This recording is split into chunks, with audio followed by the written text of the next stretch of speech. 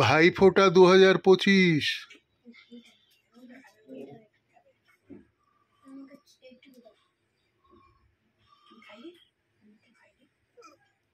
দিদিমার কাছ থেকে ফোঁটা নিল নাতি মহারাজ, এরপর ঠাকুমার কাছ থেকে ফোঁটা নেবে নাতি মহারাজ।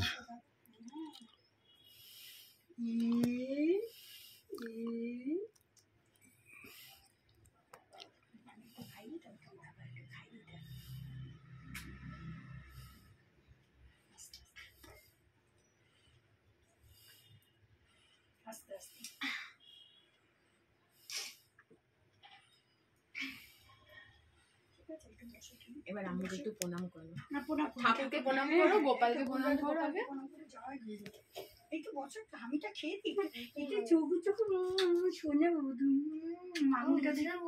না না